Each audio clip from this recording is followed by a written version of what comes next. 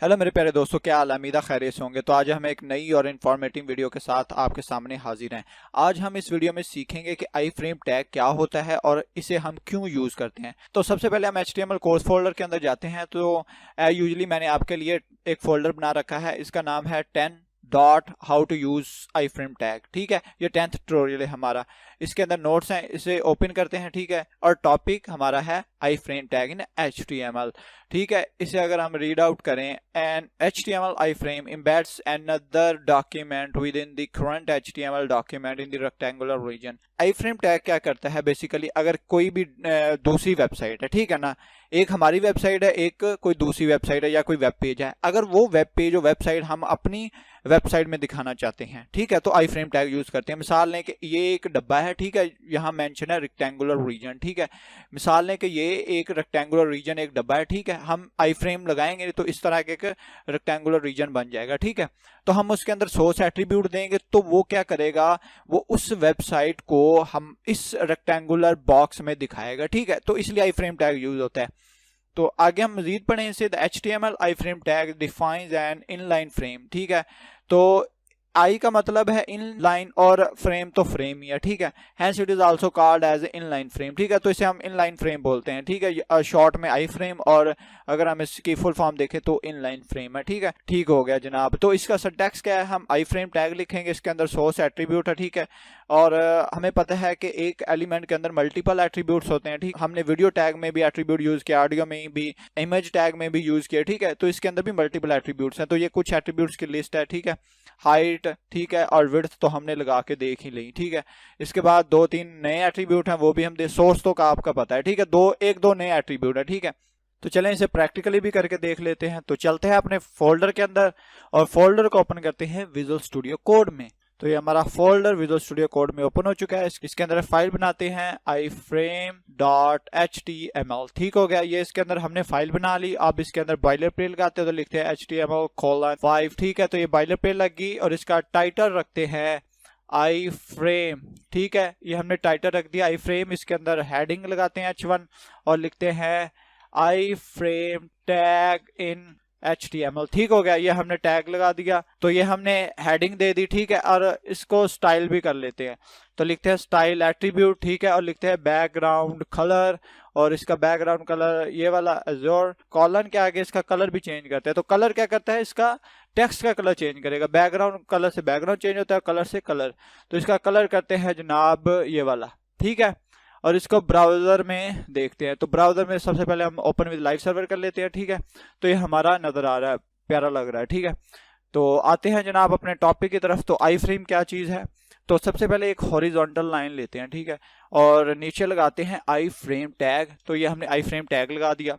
अब इसके अंदर दो एट्रीब्यूट आपको नजर आ रहे हैं, एक है सोर्स, एक है फ्रेम बॉर्डर। तो सबसे पहले सोर्स एट्रीब्यूट देख लेते हैं। ठीक है, तो इसके अंदर हमने सोर्स लिखना है, जो वेब पेज या वेबसाइट हमने आई फ्रेम के अंदर दिखानी है। अगर मैं आपको ब्राउजर में दिखाऊं तो आपको कुछ नहीं नजर आ रहा, क्यों कि इस आई फ्रेम टैग के अंदर कोई सोर्स नहीं है। सोर्स होगा तो वो उस वेबसाइट को या वेब पेज को दिखाएगा। तो हम इस तरह करते हैं, एक न्यू वेब पेज बना लेते हैं। तो हम लिखते हैं page1.html। ठीक हो गया, तो हमने एक page1 फाइल बना लिया HTML की। इसके अंदर बॉयलर प्लेट लगाते हैं। हमने बॉयलर प्लेट लगा लिया, इसका टाइटल रखते हैं page1। ठीक है, page1 हमने इसका टाइटल रख दिया।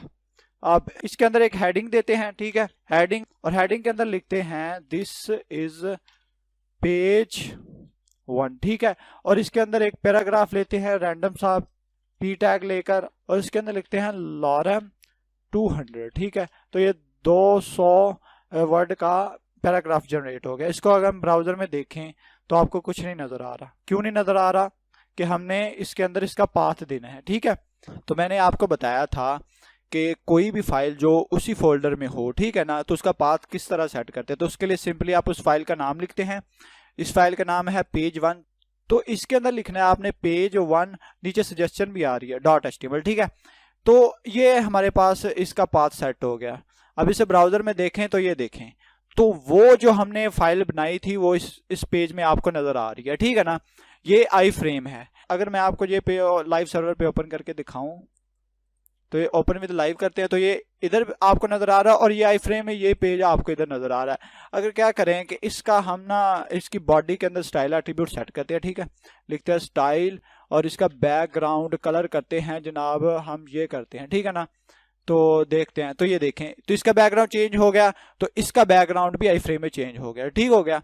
तो आई फ्रेम इस तरह करता है कि एक दूसरी वेबसाइट को या वेब पेज को उस करंट वेबसाइट या वेब पेज में दिखाता है। ये हमारी करंट है और ये हमारा एक एडिशनल वेब पेज है, ठीक है ना। तो इस तरह हम आई फ्रेम यूज करते हैं। अगर मैं आपको दिखाऊं इसके अंदर एक और एट्रीब्यूट है, वो है फ्रेम बॉर्डर। तो फिलहाल इसके इर्द गिर्द कोई फ्रेम नहीं नजर आ रहा आपको, तो उसकी वैल्यू है 0, बाय डिफॉल्ट 0 होती है, ठीक है ना। 0 का मतलब है फॉल्स, यानी कि कोई बॉर्डर नहीं चाहिए हमें। अगर मैं 1 कर दूं तो मैं ट्रू कर रहा हूं इसकी वैल्यू, ठीक है। अगर मैं दोबारा जाऊं ब्राउजर में तो देखें ये इसके गिर्द एक बॉर्डर आ रहा है, ठीक हो गया। तो इस तरह हम सेट कर सकते हैं, ठीक है ना। तो एक पेज 1 को हमने इसके अंदर दिखाया, ठीक है। अब एक और आई फ्रेम लेते हैं, आई फ्रेम टैग लगा, इसके अंदर यही पेज लिखते हैं, ठीक है, पेज 1.html। तो ये भी आपको नजर आएगा, ठीक है। तो ये देखें, ये 2 आपको नजर आ रहे हैं, ठीक हो गया। अब इसको एंकर टैग के साथ किस तरह लिंक किया जाता है। एंकर टैग से मुराद के मैं उस लिंक पे क्लिक करूं तो वो लिंक क्या करे, वो लिंक जनाब इस फ्रेम में ओपन कर दे वो मेरी वेबसाइट या वेब पेज। तो उसके लिए सबसे पहले हम क्या करते हैं, हम इस सोर्स को यानी कि रिमूव कर देते हैं इसके अंदर सोर्स एट्रीब्यूट, और इसके अंदर एक एट्रीब्यूट यूज होता है। अगर मैं आपको नोट्स में दिखाऊं तो वो है नेम एट्रीब्यूट, ठीक है। नेम एट्रीब्यूट क्या करता है, इसका आई फ्रेम का हम कोई नाम रख देते हैं, ठीक है। यानी कि अगर किसी भी शख्स का कोई नाम हो तो हम उसे बुला सकते हैं, ठीक है, उससे काम करवा सकते हैं। तो मैं इस आई फ्रेम का ना नाम रख देता हूं, तो मैं लिखता हूं जनाब नेम, ठीक है, एट्रीब्यूट यूज करके नेम एट्रीब्यूट इसका नाम रखता हूं फ्रेम, ठीक है। और आगे हमने लगाना अंडरस्कोर, आप कोई भी रखें, मैं लिखता हूँ फ्रेम सर, ठीक है। तो मैंने लिख दिया फ्रेम सर, और नीचे मैं एक एंकर टैग यूज करता हूँ, ठीक है। एंकर टैग का आपको पता है कि एंकर टैग क्या होता है, ठीक है ना। हैरफ के अंदर हम लिंक देंगे, ठीक है। हम लिखते हैं हमारे पास जो पेज 1 का लिंक देते हैं, ठीक है, .html। तो ये जब इस पे क्लिक होगा तो ये इसके अंदर ये ओपन करेगा। तो मैं जनाब टारगेट एट्रीब्यूट का आपको पता होगा, यानी कि ये पर्टिकुलर को टारगेट करता है। तो मैं टारगेट के अंदर जनाब लिख दूंगा फ्रेम, ठीक है सर। किसको मैंने टारगेट करना है, इस नेम को टारगेट करना है। और इसके अंदर लिख देता हूं मैं जो मैंने ब्राउजर में दिखाना है, तो मैं लिखता हूं पेज 1, ठीक है। और इसको देखते हैं ब्राउजर में, तो ये आपको एक लिंक नजर आ रहा है, ठीक है। अगर मैं इस पर क्लिक करूंगा ये तो देखें, तो इसके अंदर ये नजर आ रहा है, ठीक है ना। अगर क्लिक करूंगा तो तब ही नजर आएगा।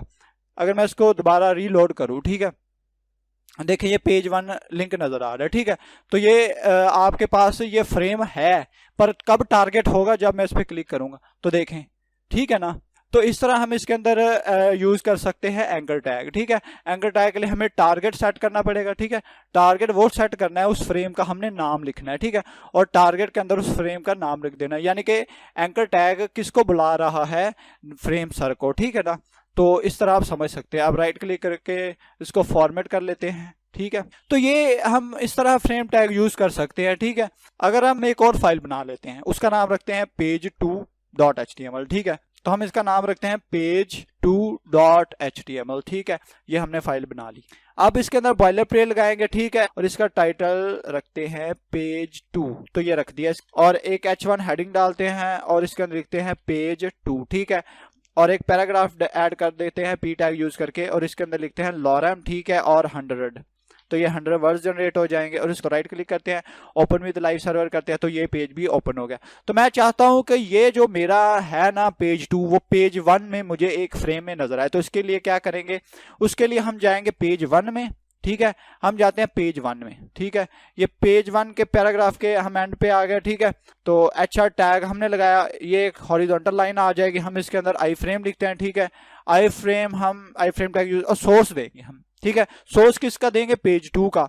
तो मैं चाहता हूं कि जो मेरे पास है ना, मैं एक लिंक मेरे पास है, मैं उस पर क्लिक करूं तो फिर मेरा जो पेज 2 है वो मुझे फ्रेम में नजर आए, ठीक है।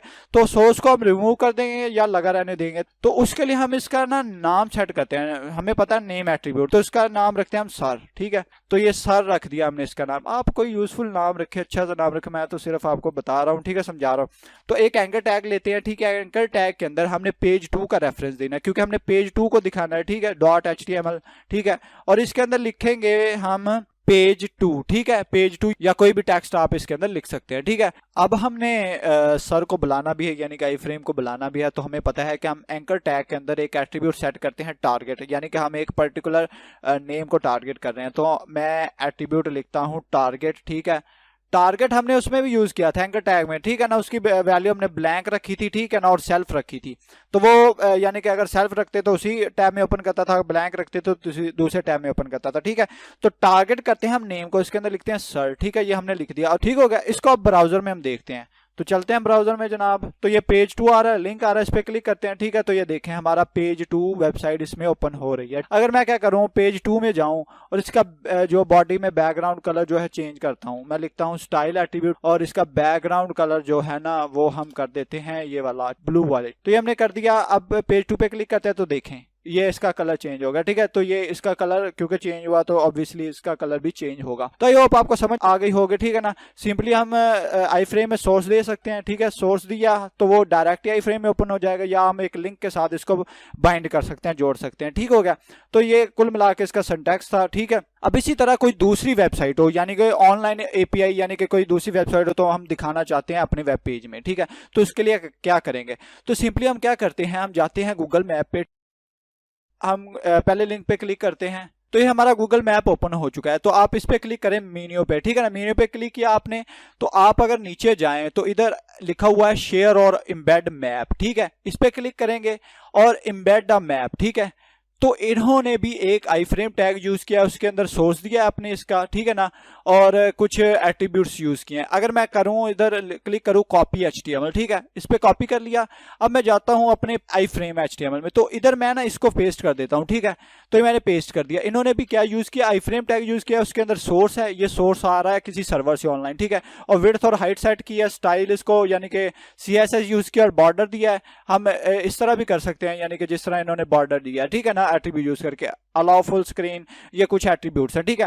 और इसको ब्राउजर में देखते हैं अपने आई फ्रेम में, तो ये देखें ये वाला हमारा गूगल मैप अब हमारे इस पेज में नजर आ रहा है। देखें इस तरह हम किसी दूसरी वेबसाइट को, वेब पेज को अपनी करंट वेब पेज में या अपने डॉक्यूमेंट में दिखा सकते हैं। तो ये देखें गूगल मैप हमारे वेब पेज में नजर आ रहा है, ठीक हो गया। तो इस तरह हम एम्बेड कर सकते हैं। अगर हम इसे दोबारा देखें तो ये इन्होंने आई फ्रेम ही यूज किया। अगर हम यूट्यूब पे जाएं, यूट्यूब की वीडियो भी हम एम्बेड कर सकते हैं। तो हम अगर यूट्यूब पे जाएं, हम लिखते हैं यूट्यूब, ठीक है। तो ये हमारे सामने YouTube ओपन हो चुका है। अगर मैं इस वीडियो को अपने वेब पेज में दिखाना चाहूँ तो उसके लिए आप इस वीडियो पे क्लिक करें, ठीक है। ये वीडियो चल जाएगी, इसको पॉज करते हैं और यहाँ अपना शेयर पे क्लिक करें। हमने शेयर पे क्लिक कर दिया, आपको एक एम्बेड का आइकन नजर आ रहा है। इस पे अगर हम क्लिक करें तो ये आपको एक यानी कि इन्होंने आई फ्रेम टैग दे दिया, ठीक है। ये आपको आई फ्रेम नजर आ रहा है और ये इन्होंने आई फ्रेम बंद किया है, इसके अंदर सोर्स लिखा हुआ है, ठीक है। ये कुछ एट्रीब्यूट्स यूज किए हैं। राइट क्लिक करते हैं और इसको कॉपी कर लेते हैं और अपने जाते हैं जनाब VS कोड में और इधर हम पेस्ट करते हैं। एक अच्छा टैग लेते हैं, इसके नीचे पेस्ट कर देते हैं, ठीक है। अब इसको हम देखते हैं जनाब अपने पेज में। तो ये देखें ये आपको वो वीडियो नजर आ रही है, ठीक है, जो हमने क्या किया था, ये आई फ्रेम एम्बेड किया था, ठीक है। तो इस तरह यानी कि हम अगर कोई अपना यानी कि रिलेटिव डॉक्यूमेंट हो तो इस तरह हम उसको एम्बेड कर सकते हैं, या कोई ऑनलाइन API है या कोई दूसरी वेबसाइट ऑनलाइन, तो उसको हम किस तरह दिखा सकते हैं। तो हमने ये यूट्यूब को एम्बेड किया, ठीक है। ये हमने गूगल मैप को एम्बेड किया, ये हमारी जो रिलेटिव फाइल थी जो हमारी इसी फोल्डर के अंदर हमने बनाई वो उस तरह एम्बेड किया, ठीक है। आई होप आपको समझ आई होगी। यानी कि सिंपल सी चीजें। अगर मैं पेज 1 पे क्लिक करूं तो ये मेरा लिंक बाइंड हो गया है, ठीक है। तो मेरा लिंक उधर से वेब पेज उठा लाएगा, ठीक है। तो इस तरह हम अपनी वेबसाइट में कोई दूसरी वेबसाइट या API या कोई वेब पेज दिखा सकते हैं, ठीक है। तो आई होप आपको समझ आई होगी। बहुत ही सिंपल और आसान चीजें, प्रैक्टिस कीजिए, या आपको नोट्स और फाइल्स भी मिल जाएंगी, ठीक है। आज के लिए इतना ही। जिंदगी रही तो इंशाल्लाह फिर दोबारा मिलेंगे एक नई वीडियो के साथ। Good bye, take care, thank you, I will see you next video.